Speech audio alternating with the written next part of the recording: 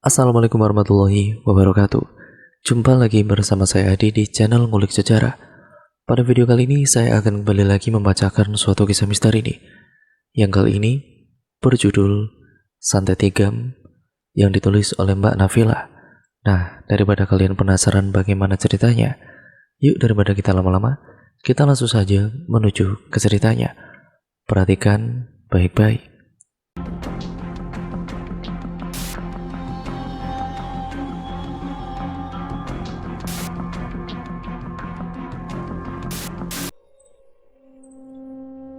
Mungkin jika bukan ibu yang memintanya pulang, Kamal tidak akan menginjakan kakinya lagi di sini, di tempat kelahirannya yang telah membuat mereka sekeluarga malu bukan kepalang.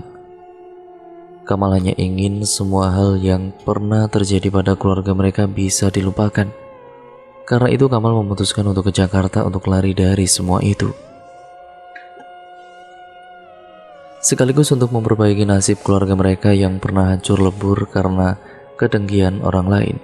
Ibarat kata pada kala itu, mampa Jawa rantau, mampa elok nasib.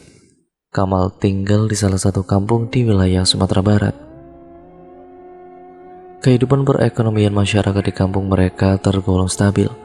Saat itu Kamal masih duduk di kelas 1 SMA, kakaknya kelas 3 SMA dan adiknya kelas 2 SD. Ibunya yang notabene seorang ibu rumah tangga sangat sayang sekali dengan keluarganya. Semua ia lakukan demi membantu suaminya agar mereka bisa makan 3 kali sehari. Karena bapaknya Kamal hanya pedagang pakaian di pasar.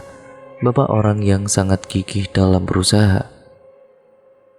Ia pernah berternak lele. Ia juga pernah berkebun cabai dan berkebun jahe di ladang mereka yang tidak begitu luas. Semua bapak lakukan jika bapak tidak ke pasar untuk berdagang. Ibu pun begitu, ia membantu bapak dengan membuat kerupuk yang nantinya akan dititip di kedai nasi di kampung mereka. Berkat kegigihan bapak dan ibunya, akhirnya perekonomian keluarga mereka mulai membaik.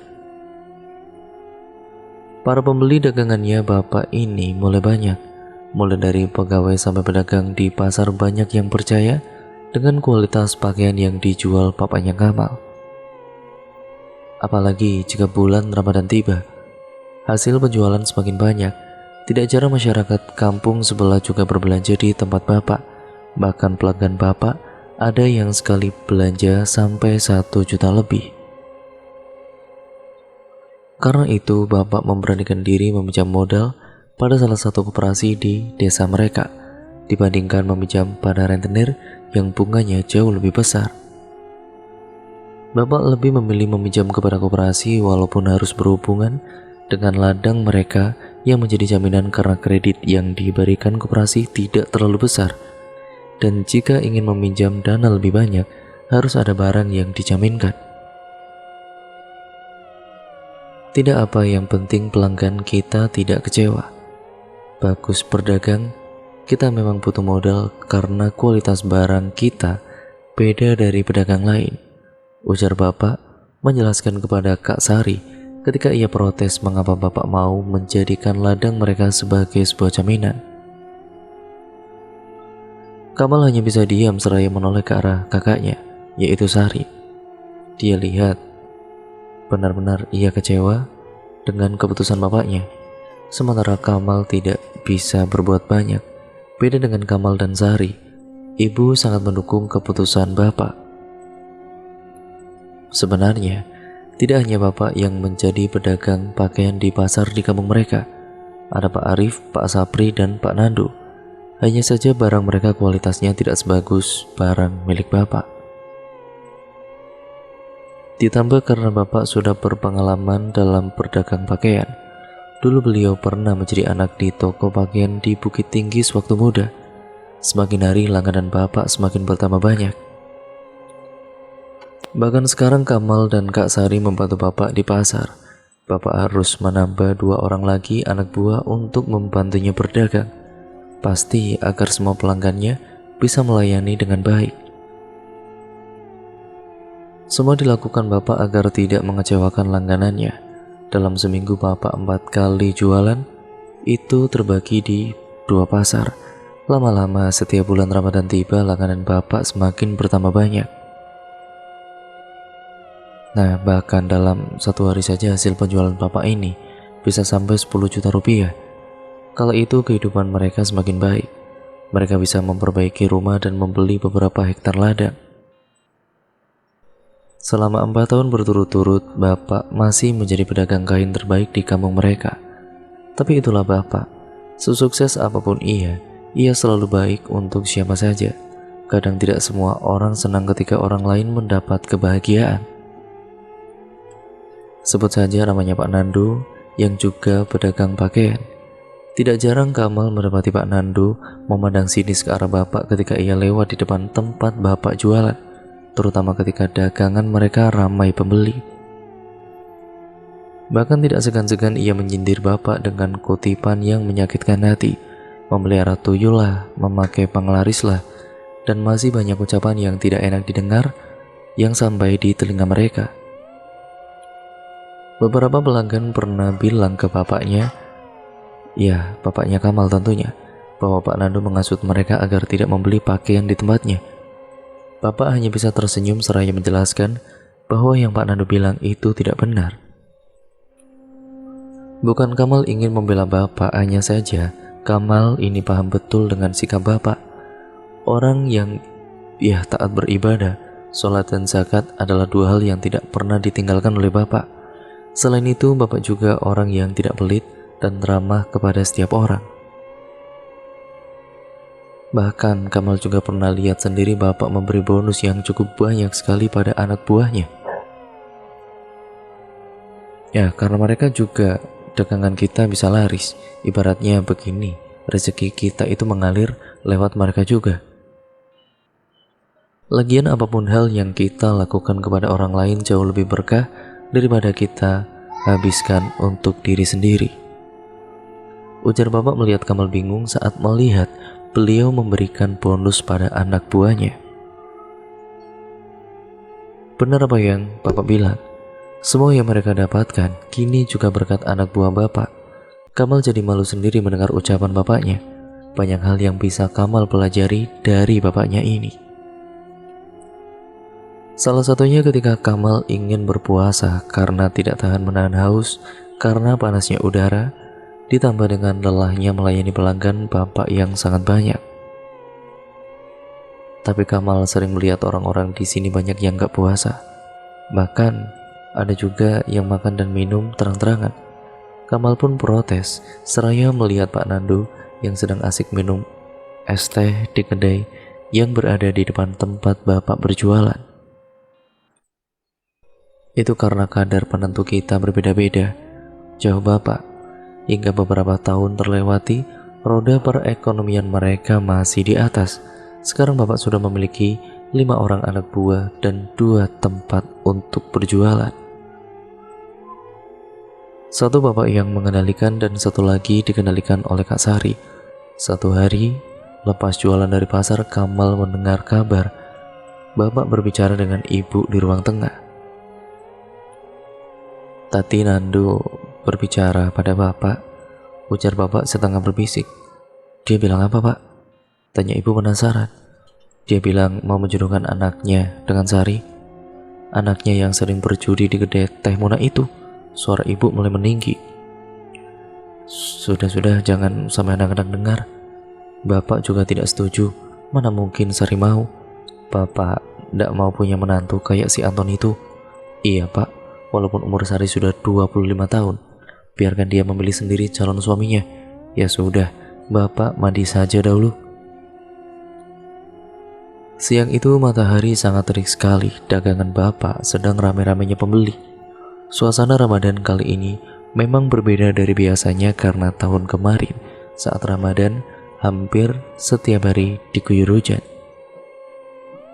Kamal, tolong layani Mbak Epi ya, ujar bapak ketika seorang pelanggan yang berbaju pegawai dinas datang ke tempat dagangannya. Iya pak, Kamal segera melayani wanita itu. Tiba-tiba terdengar suara pelanggan bapak yang berteriak. Kamal kira ada copet yang biasa mengambil dompet pelanggan bapak, tapi ternyata tidak. Kamal kaget bukan kepalang, karena melihat bapak pingsan dan terlentang di lantai. Beberapa pelanggan berteriak histeris sambil memanggil-manggil ibu. Dibantu pedagang lainnya, bapaknya Kamal segera dibawa ke rumah sakit, sementara dagangan bapak dijaga oleh Kak Sari dan anak buah bapak yang lainnya. Sesampainya di rumah sakit, dokter bilang kondisi bapak baik-baik saja dan hanya kelelahan. Betapa leganya Kamal mendengar ucapan dokter, karena selama ini bapak tidak pernah mengeluhkan sakit apa-apa kepada mereka di rumah. "Bapak ini baik-baik saja, kamu jangan nangis kayak gitu." Bapak tersenyum pada Kamal. Ia mengusap wajah menghilangkan keringat yang mengalir di pelipisnya yang mulai berkerut dimakan usia itu. "Tapi kenapa bisa gitu ya Pak? Bapak gak pernah sakit sampai kayak gitu ya?" Ibu muncul dari dapur sambil menyajikan segelas teh hangat dan sepiring roti. "Kan cuma kelelahan Bu," jawab bapak. Seminggu setelah itu kondisi bapak memang sudah sehat kembali seperti sebelumnya. Tapi 2 hari setelah itu tubuh bapak tidak lagi sehat. Bapak tidak bisa lagi berjalan, padahal dagangan si bapak ini sedang ramai-ramainya. Beberapa pelanggan sering meminta bapak yang melayaninya karena mereka lebih percaya bahwa harga yang diberikan bapak lebih rendah daripada yang Kamal dan anak buah bapak berikan. Perlahan-lahan tubuh bapak yang dulunya berisi sekarang semakin kurus. Setiap menjelang maghrib bapak berteriak tidak jelas. Banyak tetangga yang datang ke rumah untuk melihat keadaan bapak. "Mbak, menurut saya bisa saja Pak Adi kena santet. Coba lihat saja tanda-tandanya." Seorang tetangga di sebelah rumah berbisik kepada ibu. Kamal bisa terinspirasi dari perkataannya dengan jelas. "Tidak boleh percaya hal kayak gitu, Ida, tidak boleh." Ibu pun segera berlalu dan meninggalkan Teh Ida. Hari-hari pun berlalu, dagangan bapak mulai terasa sepi. Langganan bapak mulai beralih ke pedagang yang lain. Hanya bapak yang mengerti cara berdagang yang baik. Bapak mengerti memilih barang dagangan yang bagus dan pelanggannya bapak hanya mau membeli jika dilayani oleh bapak langsung. Malam itu teriakan bapak terdengar sekali. Beberapa kali bapak bilang bahwa ia merasakan ada benda yang bergerak-gerak di dalam tubuhnya. Ia bilang tubuhnya terasa sakit sekali. Kamal sudah menelepon dokter dan sudah memberikan penenang. Memang selama beberapa menit bapak berhenti berteriak, tapi tidak lama setelah itu bapak pun mulai berteriak kembali. Beberapa dokter yang telah mencoba mengobati bapak sudah angkat tangan. Mereka bilang bahwa kondisi bapaknya Kamal sebenarnya baik-baik saja. Bahkan dokter juga mengatakan ia tidak menemukan penyakit apapun pada diri bapak. Hampir 1 bulan kondisi bapak seperti ini. Mereka sudah kehabisan uang untuk menyembuhkan bapak. Beberapa ladang yang mereka punya juga sudah terjual. Hanya tinggal rumah yang menjadi harta satu-satunya yang mereka punya. "Bukannya saya ingin menakut-nakuti kalian, tapi sudah jelas sekali bapak kalian itu terkena santet," ujar Pak Edi, adik bapak yang sudah lama merantau ke Aceh dengan datang melihat keadaan bapak. Ia kaget bukan kepalang karena melihat kondisi bapaknya Kamal yang sudah kondisinya parah sekali. "Maksud Pak Edi itu gimana?" tanya Kak Sari penasaran. "Bapak kalian itu disantet oleh orang lain." "Tidak mungkin Pak De, bapak tidak pernah bermasalah dengan orang lain. Siapa yang tega berbuat seperti itu pada bapak? Orang yang iri pada keberhasilan bapak kalian, ia itu sakit hati. Kalian tidak perlu tahu siapa orangnya." Kamal melihat ekspresi ibu saat itu, antara percaya dan tidak. Lalu ibu berlalu ke dapur. Ia tidak mengindahkan semua ucapan Pak Edi. Kamal paham dengan sikap ibu. Tidak sepantasnya mereka percaya dengan hal-hal seperti itu. Apalagi bapak juga sudah sering bilang jangan percaya kepada selain Tuhan. Tapi apa salahnya kita coba, Bu? Apa yang salah jika kita meminta Pak Kiai, yaitu Pak Kiai Dahlan, untuk menyembuhkan bapak? Kak Sari protes pada ibu. Ia tidak tahan lagi melihat bapak yang setiap hari berteriak menangis. Ibu gak mau. Harusnya kalian itu doakan bapak agar segera sembuh, marah ibu. Entah mengapa besoknya Kamal melihat bapak memegangi lehernya. Ketika Kamal melihat itu, antara tidak percaya dan tidak, leher bapak berlubang. Entah bagaimana bisa begitu. Tetangga yang sudah melihat keadaan bapak menduga bapak terkena kanker.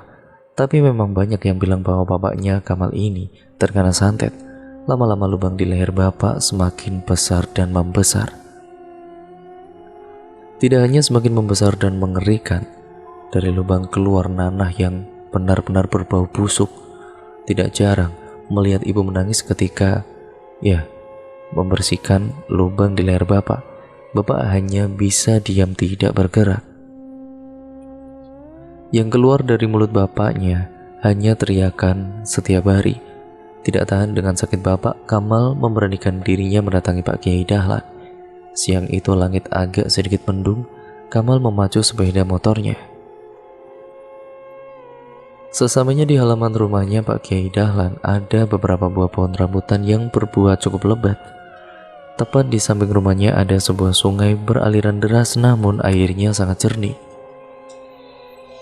2 buah kandang ayam dari kayu berdiri di samping kiri rumahnya. Pelan-pelan Kamal ketuk pintu rumahnya. Suasana rumahnya cukup sepi, perlahan pintu pun terbuka. Iya, ada apa ya? Seorang perempuan parubaya berumur 45 tahunan menyambutnya dengan ramah.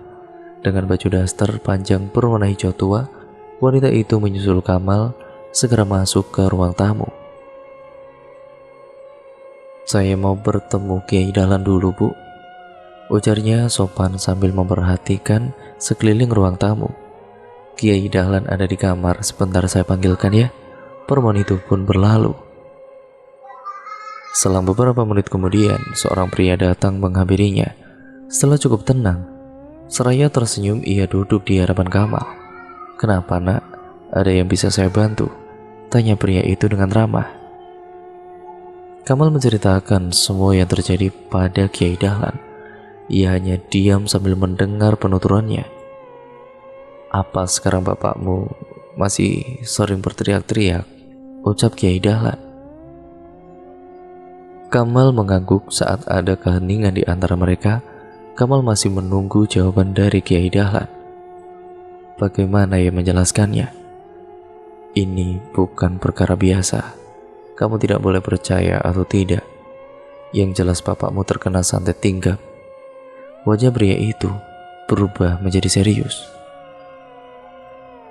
Tatapannya yang marah pada sebuah foto di atas lemari, foto seorang laki-laki tua yang tengah duduk di atas kursi kayu.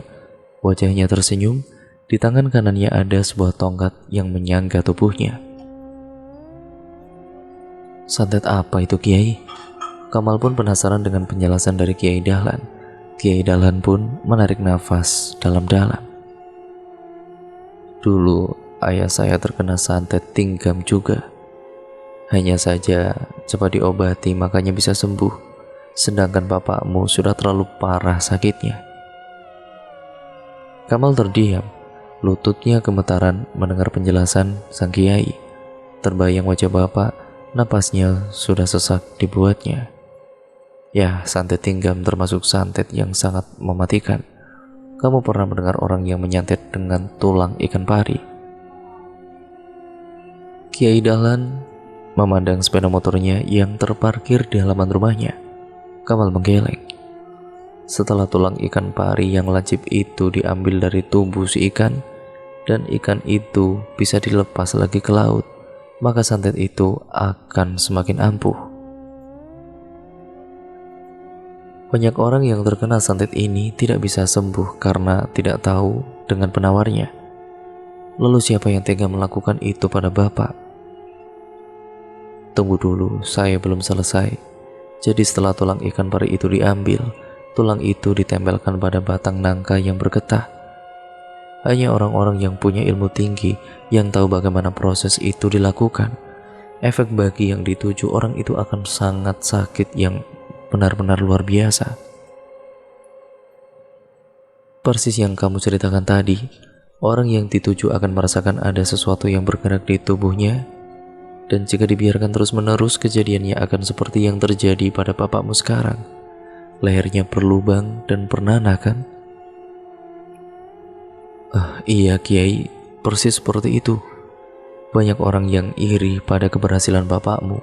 Walaupun dia orang yang baik, tetap saja ada orang yang benci dengannya. Ia berdagang di pasar juga. Tubuhnya kurus dan kulitnya hitam, matanya sedikit juling, dan ia sakit hati karena bapakmu pernah menolak saat ia ingin menjodohkan anak laki-lakinya dengan kakakmu. Pak Nando yang Kiai maksud. Kamal kaget bukan kepalak, seakan tidak percaya bahwa ternyata Pak Nando tega melakukan itu. Padahal beberapa bulan yang lalu, Bapak pernah meminjamkan uang ke beliau, dan sampai sekarang pun belum pernah diganti. Saya tidak bilang itu dia, saya juga tidak bisa membantu penyembuhan bapakmu karena sakitnya sudah terlalu parah. Harusnya sebelum lehernya membusuk kamu cari obatnya. Yang sabar ya nak. Wajah tua itu menunduk, ada penyesalan di wajahnya, air matanya benar-benar menetes kala itu.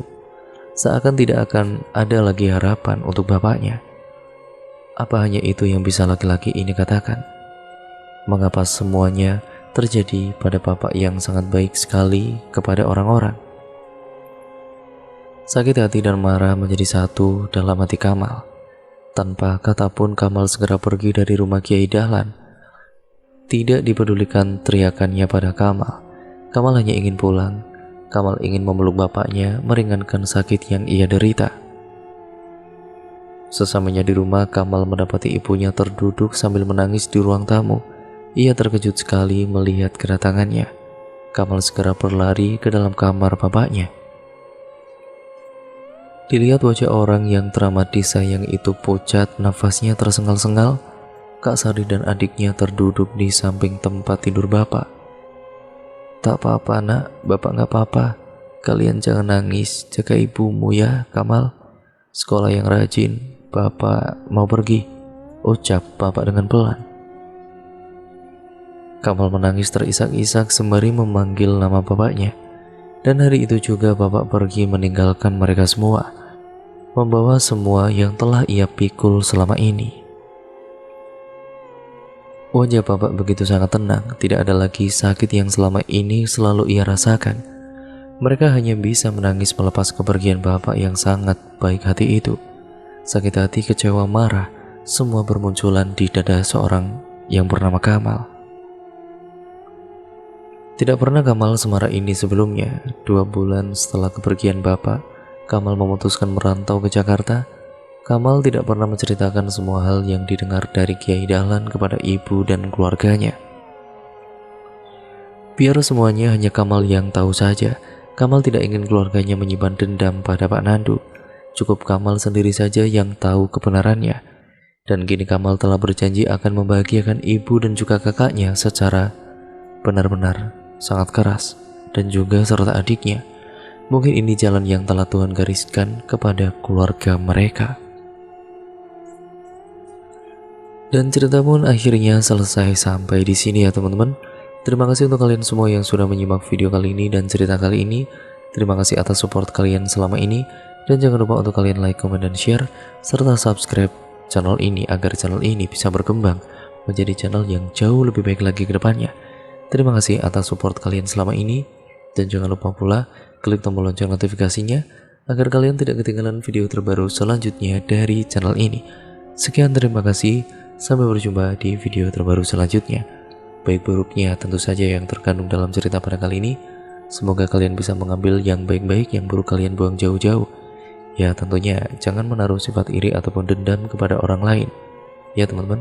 Nah, jadikan itu semua sebagai pembelajaran untuk kita semua, agar kita menjadi manusia yang jauh lebih baik lagi ke depannya. Sekian, kurang lebihnya mohon maaf. Wassalamualaikum warahmatullahi wabarakatuh.